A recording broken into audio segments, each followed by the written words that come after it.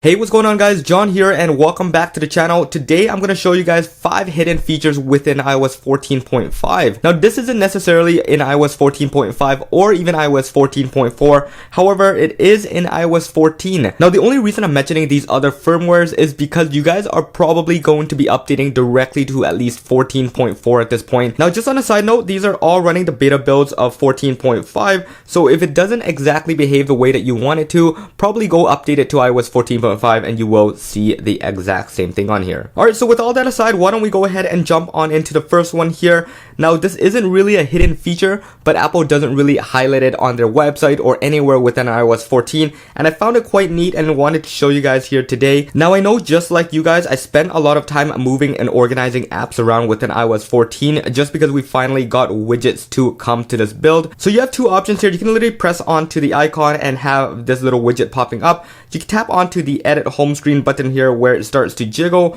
or you can just hold on it to a little bit longer and then it will start jiggling. This is where you can move it anywhere around the screen and drop it wherever you like. You can also put it into folders if you like to do that as well, but that takes a really long time. Now this is where the hidden feature comes in. Check this out guys. If we want to move the rest of these icons at one time, just hold on into one of the apps, it starts to jiggle. Tap on it again and starts clicking onto the other apps. You guys will see that it starts to jump inside here, which has a really cool animation. Now you guys can see here that right underneath my finger it has the number 18, so in total it has 18 apps. Now if I do let it go, it will just place itself back to original again. But if I do want to move it to the other screen, take a look at this guys. So hold on one to the apps as I've mentioned, and then just tap onto this and let's drag it over to the other screen and let's drop it. So there we have it guys, on to the second screen, and now we have it laying, floating, and still jiggling here. Now for the next one here, we're going to test it on the iPhone 12, although it works across all of the devices. What you guys want to do here, if you do have a cluttered home screen,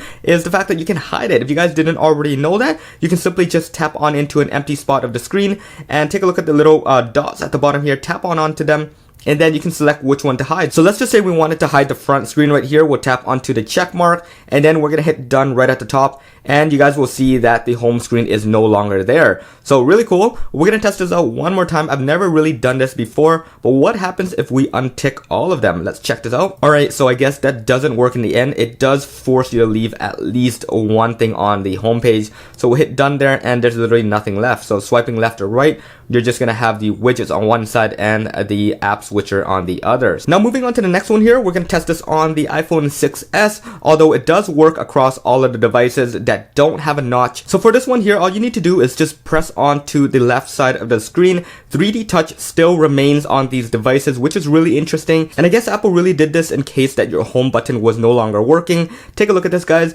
Pressing onto the side, you're gonna hear a little force touch feel, and then you can snap on into it. So yeah, really interesting. Let's try this out on the iPhone 7 as well, see if this really works. So we are on the home screen here. Press onto the side and pop. Now this feels exactly like Pika Pop. 3D touch still remains. The physical 3D touch feel of it still remains. So if you wanted to press a little bit harder than we usually would, you can let go and it goes back into place. If you wanted to pop, click onto it and it pops right out. So yeah, give that a shot guys if you have a device that is not notched. Alright, now on to the fourth one here. We're gonna head back to the iPhone 12. This is only available for the iPhone 10 and above, so keep that in mind as well. So this feature here is called a back tap and it's really neat. All you need to do is just set it up and you can tap the back Apple logo and it will just go back to whatever you set it to. Now I've set this up to go back to the home screen every time I tap, so let's check this out. We'll go into settings, we'll tap the back, and it should jump back to the home screen. Now this is very customizable. You can go into accessibilities here, go into the touch section and scroll all the way down to the bottom, and here you guys will see a double tap and triple tap. Alright, now since we have triple tap set to the lock screen, we're going to test this out. We'll jump back out into the home screen, we'll triple tap here and see if it really locks. 1, 2, 3.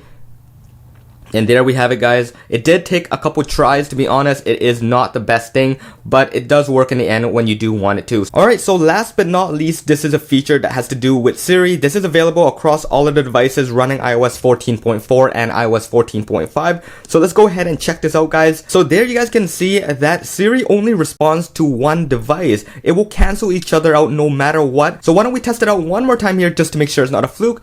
Hey Siri, what's the weather like? It's currently cloudy and 8 degrees. So yeah, you guys can see right there that she responds only on the iPhone 10. Now you guys will really see how Siri works once we put this into the setup stage for Hey Siri. The rest of them will cancel out while I'm setting this up. So it's really interesting. Let's go give it a shot. Hey Siri. Hey Siri, send a message. Hey Siri, how's the weather today?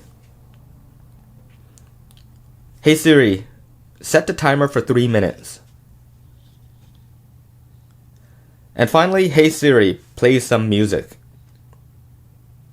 So there you guys can see that every time that Siri wanted to activate on these devices, it stopped it on this device and vice versa. Now keep in mind that all of these devices are set up with different iClouds account, so it has nothing to do with each other. I do think there is a little sound that plays right before it does the action that makes these devices listen and stop entirely. So there we have it, guys. These are the hidden features within iOS 14.5 that you may or may have not known. Let me know in the comments below if any of them are new to you. But once again, guys, I hope you enjoyed it. If you guys want more of these, let me know in the comments as well. Hit that subscribe button if you guys haven't done so already, that like, and once again, peace out.